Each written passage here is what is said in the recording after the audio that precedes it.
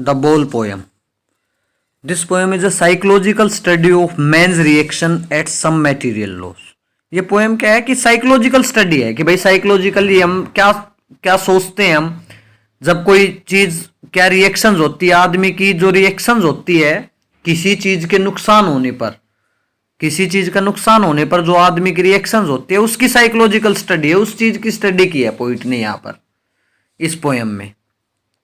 ठीक है, पोइट इस पोएम में ये बताना चाहता है कि मनी एटर्नल है। ठीक है, और मेन जो मैसेज ये देना चाहता है पोइट में वो ये है कि चीजों का आना और जाना, पाना और खोना, भौतिक चीजों का, वो एक जिंदगी का हिस्सा है।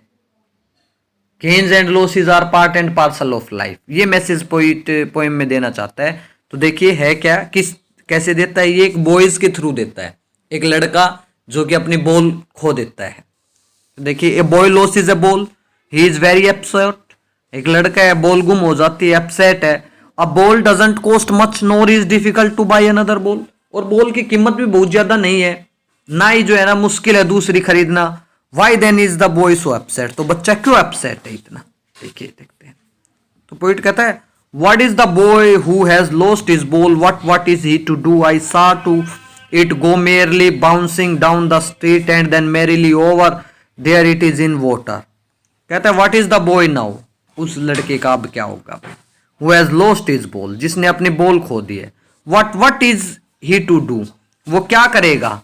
आई सा इट गो merrily बाउंसिंग, मैंने देखा इसको, merrily means happily, bouncing means उछलते हुए, किसको, बॉल को उछलते हुए देखा। कहां उछलते हुए देखा, डाउन द स्ट्रीट, स्ट्रीट में उछलते हुए देखा। एंड देन मैरीली ओवर, और फिर स्ट्रीट में से उछलकर कहां जाते हुए देखा इसको, there it is in the water, भाई नजदीक कोई समुद्र है, पानी में चली गई, पानी में। पोइट कहता है मेरे को, मैंने उसकी बॉल को गली में से उछलकर पानी में जाते हुए देखा। नो यूज टू से oh there are other balls, और ये कहने का उस बच्चे को कोई फायदा नहीं है कि और भी बॉल्स हैं। क्यों नहीं है फायदा, पोइट चाहता है कि बच्चा ये लेसन खुद सीखे। An ultimate seeking grief fixes the boy, ultimate seeking grief का मतलब क्या होता है, बहुत ज्यादा प्रभावित कर देने वाला दुख, यानी कि बहुत ज्यादा दुखी हो जाता है वो बच्चा। As stand rigid trembling staring down, और जब उस रिज्ड का मतलब ऐसे बिल्कुल स्टिफ, अकड़ कर एकदम से बिल्कुल भाई, ठीक है, रिज्ड होकर खड़ा है, ट्रेम्बलिंग कांप रहा है, घूर रहा है। All his young days in the harbour, उस बंदरगाह पर के किनारे को वो घूर रहा है। अब कह रहा है कि all his days in to harbour, सारे उसका जो दिन थे हार्बर में थे। All his days in to harbour का मतलब क्या हुआ, यानी कि उसने अपने बचपन के दिन यहां पर ही तो बिताए थे, वो यहीं पर तो खेल कर बिता रहा था, तो इसलिए वो उस हार्बर, इसलिए पोइट कहता है कि all his days where is ball went, जहां पर उसकी बॉल गई वो वहां पर घूर रहा था। I would not intrude him, और पोइट कहता है कि मैं उसको बीच में टोकू नहीं भाई, मैं इंट्रूड नहीं करूंगा, मैं इंटरफियर नहीं करूंगा। A dime another ball is worthless, उसको ये कहना है कि एक डाइम, डाइम करेंसी है, जैसे अपने रुपया होता है ना, कि भाई एक डाइम से दूसरी बॉल मिल जाएगी, वर्थलेस, इसको कहने का कोई फायदा नहीं है।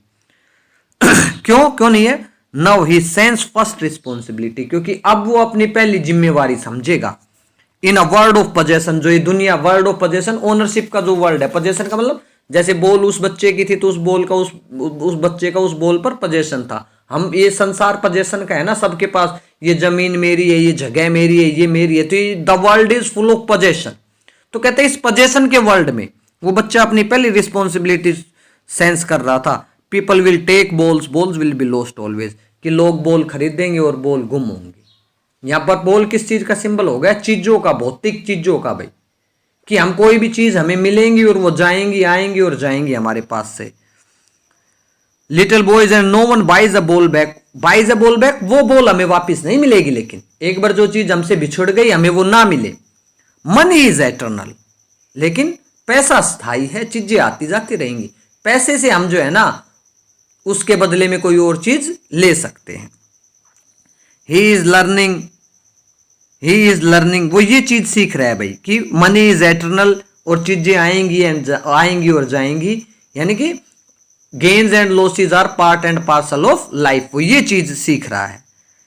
अपनी डेस्परेट आंखों से, डेस्परेट मीन्स उसकी निराशा भरी आंखें हैं, निराशा है उसकी आंखों में, लेकिन वो ये चीज को सीख रहा है। द एपिस्टेमोलॉजी ऑफ लॉस, जो एपिस्टेमोलॉजी ऑफ लॉस है ना, नुकसान का जो विज्ञान है, यानी कि नुकसान के बारे में जो उसका अध्ययन है, हाउ टू स्टैंड अप, वो ये चीज सीख रहा है कि उसको नुकसान के साथ कैसे सहा जाए, कैसे खड़ा रहा जाए। ये दिन स्टैंड अप का मतलब यहाँ पर सहना, नुकसान को कैसे सहन किया जाए।